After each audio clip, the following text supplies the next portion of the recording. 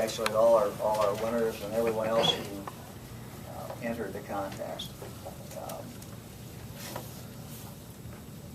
Our bottom line for this week and every week is we're going to keep pursuing the scammers and the con artists and the bad people that are out there trying to prey on Ohio families. I told somebody this before, but I think the biggest surprise that I got when I became Attorney General is just how many of these scams are out there.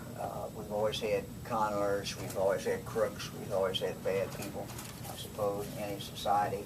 Today they've got the internet, and they've got telemarketing, they got phoning, and they've got all kinds of tools that they never had before. And so con artists can be outside Ohio and prey on our citizens. They can be outside our country and prey on Ohioans. Our job in the Attorney General's office every single day is to do everything that we can to protect Ohio families.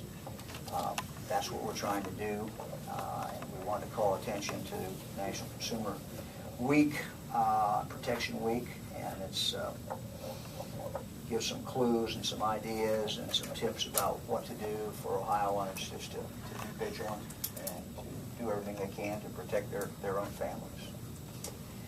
I'm more than happy to take any questions. I got my consumer team up here, so if you guys have tough questions, These people bail who are out, Mr. Cohen. Yes, sir. These people who got the calls from people who claim to be with your office or the BCI and so forth, like you said, for instance, some person was told you owe money on a payday loan and we're going to arrest you or whatever. Now, do these people owe money? Or is there absolutely no? Obviously, I understand you're against the tactics. But are these people? Do they owe money to give them reason to believe that it is a real thing, or this is? What do you get? They don't owe anybody. Sandy, step up here. Yeah, if you behind the mic, so Bill can hear you. Sometimes they do. Most often they do not. It is a clear scam. We find that if folks are on the internet searching loans, payday loans, their information is being captured, and they will then receive emails, phone calls, soliciting them for loans or saying that they owed previous debt from 10 years ago that some people might have forgot they owed. Most often they do not owe the money. It is a scam. Mr. DeWine, you said that a lot of these con artists come from out of state or out of country, especially for phone calls. How often are these people caught? Are you able to get them, especially? I think when they're outside the country, it is an extremely low percentage that are caught. We have dramatically increased what we're doing in this office the last couple of years as far as criminal prosecution. But the fact is that the best thing we can do in this office, and the most important thing we do, frankly, is to be the first warning for people. We get these scams in, we monitor them, we get reports, and then we go on TV or we go on the radio or we go to newspapers and explain what these scams are, and then the public knows about them. I mean, one of the more gratifying things is when we get calls into this office from people who say, hey, I heard the Attorney General on TV or on the radio, and I would have fallen for this scam, but I didn't because I heard about it. So the most important thing we can do is to warn people, because when you're wire transferring money or you're loading this money and then you on the card and then you give somebody your number, that money is just gone. It's gone. And these people are smart. I mean, even when they do it in the United States and you wire transfer money, they don't go in and get the money themselves. They literally find someone off the street many times and say, I'll give you $25. You go in and get this money. Here's your identification. And they hand them the ID. They go in, they get the money. So there's no way ever to identify them. So these are very tough cases, frankly.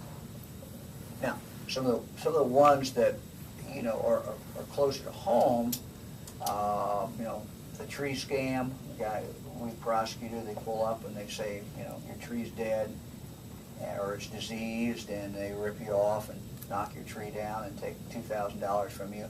Those people we can get. We don't always get them, but we have a pretty good shot at getting them. But when they're doing it from a long distance, it's tougher, frankly. kind of criteria does a case have to get one of these consumer advocates to actually help you navigate the system and get your record cleared? Which type case now we're talking? You talked about needing a police report and such like Oh, that. okay, you want to take that? Versus Referring having to to call. identity theft? Yeah, that's the identity. Yeah, versus having to call and navigate all this yourself. That's individual. It doesn't, there's no protocol, there's no procedure as far as what elevates it. If somebody contacts us that's having an issue with something involving their identity, then we will take personal, active leadership in taking care of the issue. Why we want a police report is because we want to verify that it really is identity theft. Unfortunately, there are folks out there who may run up some debt on their own and then try to claim it wasn't them that ran that debt up. So after they filed a police report, and then we also require an affidavit from them stating that they did not make these purchases that they're disputing. And then we, as the Attorney General stated, we'll take active leave, but some people are more protective over their private information. So we'll provide them with a how-to booklet on how to work with the different credit reporting agencies and different creditors to get their identity cleared up. That's on the identity theft. I mean, the bulk of the calls that we get in, we just deal with. I mean, 30,000 calls come into this office on people who have consumer problems or think they have consumer problems. And they range from everything from they just have an argument with the merchant to horrible, horrible scams. And we try to deal with them as the facts dictate, frankly. Could you We're here to help everybody, but whether it turns into a criminal investigation depends on, frankly, what the facts are. For phone and internet scams, how much of that is in-state versus out-of-state? Well, I mean, the internet, as you know, it's worldwide, so I think most of them are probably out of state. The Craigslist, the ticket scams, we were able to get that was operating within Ohio. Yeah, I mean, some of Most them, it's out. some of them, it's our own, it's our scammers in Ohio who are scamming the world. I mean, the Coshocton case with the Craigslist, where they were selling tickets, they're sitting in rural Coshocton County, out in the country, and ripping off people in over 40 states, and they were selling tickets to Lady Gaga concert and to NBA playoffs, PGA, etc. They were our Ohioans, but we got them. Can you explain how how the information that they had ended up in a law enforcement database and what kind of scam that would be? He'd be the young man. Step up to Thank the them mic, for calling up to you the young mic, man. please. It's all good. Yeah. What was the question again? Well, how is it a scam when that information ended up in a law enforcement database?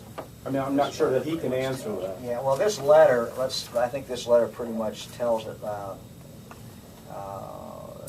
We were able to determine the link was an erroneously entered Social Security number on the Michigan warrant with no other data matching. Somebody made a mistake. So, I mean, this was just a mistake. It was not this. No one was out to get him. Right. I mean, this is what's different about his than some of the other ones. No one was out to try to get him. It was just a mistake. Was it identity theft, or what would you classify it as? No, I think that's It was just probably pure- missing identity. Somewhere within the system, Social Security numbers got 2 letters could have got transposed, or his name But was if you used. read this, I mean, I'm just looking at this FBI letter. No, this is the Michigan State Police letter. I'm sorry. Was there also like financial problems? Did you There, have? there was no financial Okay, problems, it was just thankfully. they thought you were a sex offender. Yeah, it just says And there were several warrants. we were able to determine the link was erroneously entered Social Security number on the Michigan warrant with no other data matching him. So they probably had this other guy who's got this record. Everything is with this other guy except Social Security gets entered, flips to him. Can you talk about the process of having gotten that cleared up? How long did it take, et cetera? The dates kind of escape me. It was around the first or second week of January. The police officer informed me of the problem, and he's the one that directed me to the Attorney General's office. I had no idea that such a department existed, that people were out to help us with these issues. They required the affidavit and the police report. I got those taken care of immediately. And within maybe 2 weeks, I got a phone call from Miss Kennedy saying that she had contacted officials in both Colorado and Michigan to clear everything up. And you didn't know that that service was available? I had no idea. Thank heavens the police officer did. Yeah, if the police officer hadn't Yeah. told me, I would have never You'd known. still be. So just to be clear, this is not an example of identity theft. This is an example of some law enforcement person just Correct. making a mistake when they filled out a Yes, form. that's Right. correct. That's correct. That's correct. Mr. Attorney General, well, I just lost my train of thought. Go ahead. You can come back. I'll come up with it.